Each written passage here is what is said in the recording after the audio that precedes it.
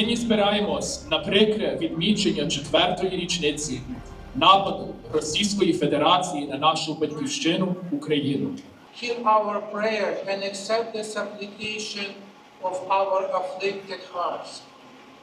Bless our land Ukraine in liberty and grant it peace, tranquility and good fortune. Не знаю, левовину, сам не знаю,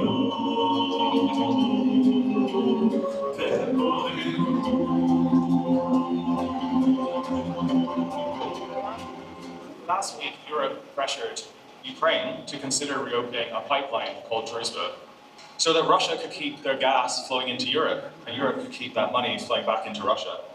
And this matters because Russian oil and gas is what pays for this war. 4 years into the full-scale invasion, that flow hasn't slowed. And this didn't start in 2022, this started in 2014. Europe condemned all of this with words. Then Germany pushed ahead with Nord Stream 2, a pipeline designed to keep dependence on Russian gas and keep Ukraine out of the equation. And Europe was rewarded for this. Resilience doesn't stop a war. Resilience doesn't intercept missiles. And resilience doesn't cut funding to the aggressor. Support is what does that. And that's what Ukraine needs now more than ever. And make no mistake, this war is no longer confined specifically to Ukraine. Russia is launching missiles into Ukraine and into Ukrainian cities, but it's launching disinformation into your phones, into your elections, and into your policies. And before the invasion, nearly half of Russian gas, nearly half of the gas in Europe came from Russia. And that money built the war machine that you're seeing play out today, right now. And some countries are still blocking sanctions and aid to protect those ties. But war isn't coming. It's already here. It arrived online, on the internet, and it works. So the question isn't whether Ukraine can endure more. The question is whether the rest of us are going to continue financing killing them. Because history will remember what started this war and who kept paying for it. Thank you so much. There are two reasons that we must support Ukraine and that Canada supports Ukraine. The first is that it is the right thing to do. It is the moral thing to do. Vladimir Putin is bombing civilians and destroying power grids to try to freeze Ukrainians into submission as we speak. We must support the Ukrainian people. The second reason is because it's the right thing for Canada. Because Ukraine's victory is vital to Canada's security, to our security. Because if Russia wins, it is not going to stop at Ukraine. And we know this because Vladimir Putin has told us so. So if Russia wins, it'll be Canadians and Americans and Europeans who will be next in defending ourselves against Russian aggression. Whether that's in Eastern Europe, in NATO, or in the Canadian Arctic, or somewhere else. So we can either pay a smaller price now to help Ukraine win, or we can pay a much, much bigger price later. As I said, Canada's been a global leader in supporting Ukraine.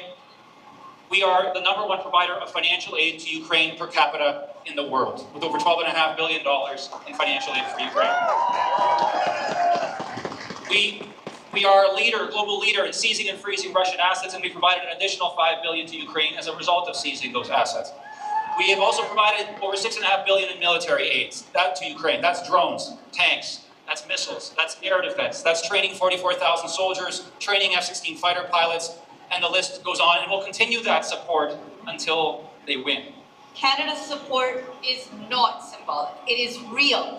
It is sustained. And it is resolute.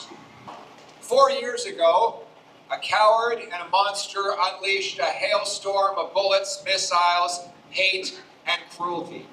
4 years ago, he thought he would march through the Ukrainian homeland and take it over for himself, and that he'd have it swallowed by summer.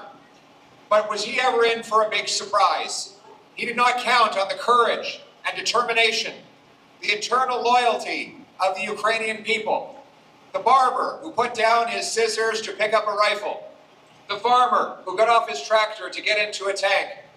The teenagers who put aside the normal joys of youth to go to the front lines, to the cold, to the danger, to make the sacrifice. And here we are. 4 years later, the Ukrainian people fight on, and the Canadian people are behind them all the way.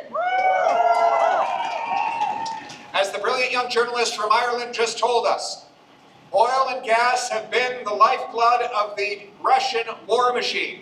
And that is because Europeans do not have other options to power their economy.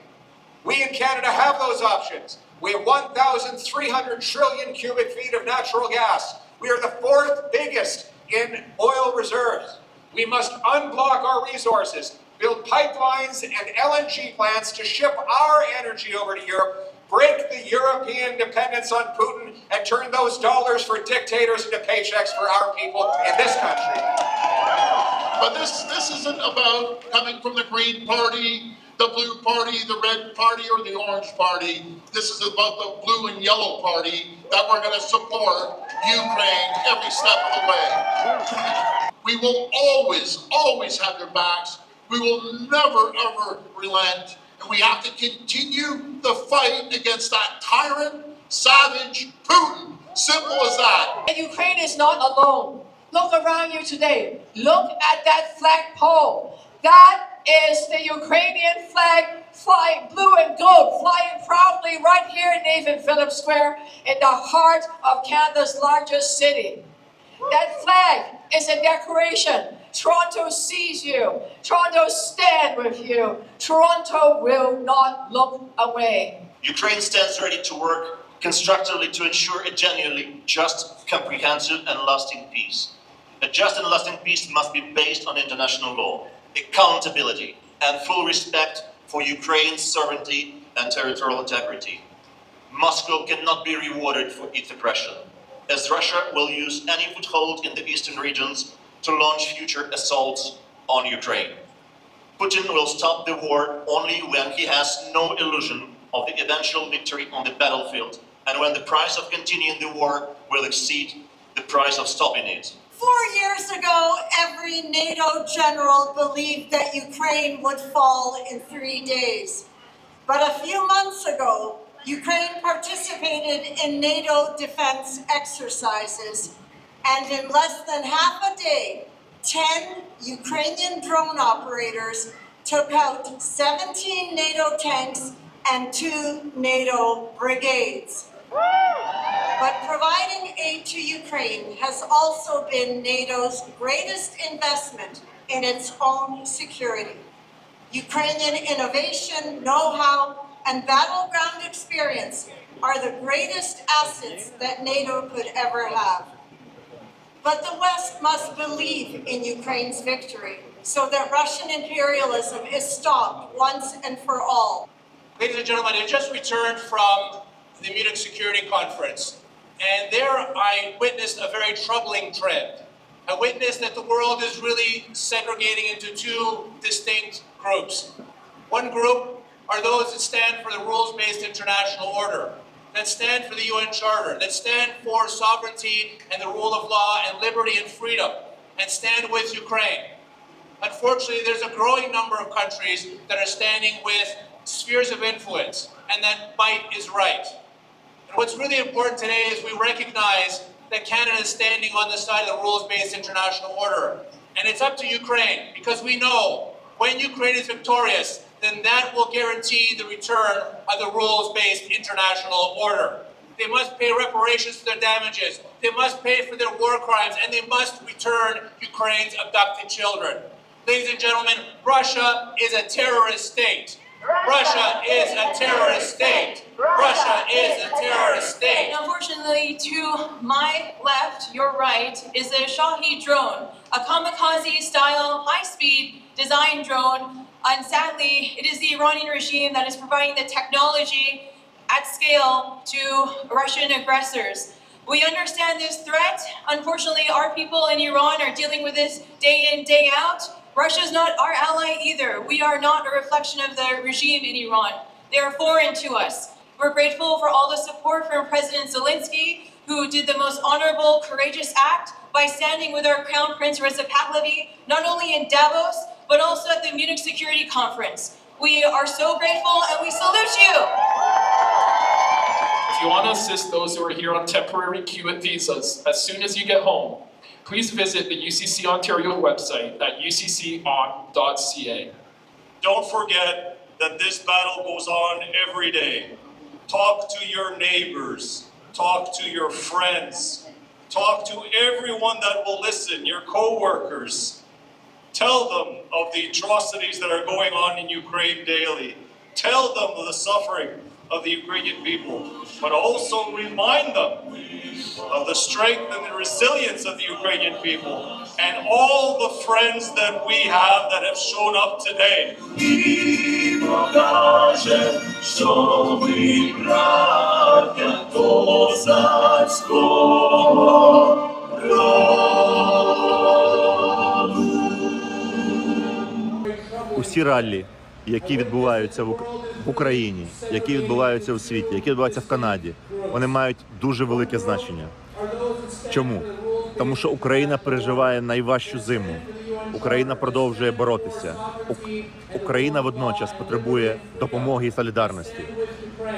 Тільки в Канаді Конгрес українців в Канаді організовує понад 60 раллі. Світовий конгрес українців організовує раллі у всьому світу. Сьогодні, як ніколи раніше, ми потребуємо цієї солідарності. Такі заходи, присутність політиків, федерального рівня, міністрів, парламентарів, вона несе велике значення і для України, і для канадського суспільства. Для України, тому що українці бачать, що ми не єдині в нашій боротьбі, що нас підтримують прості громадяни, політики, і нас підтримує вільний світ.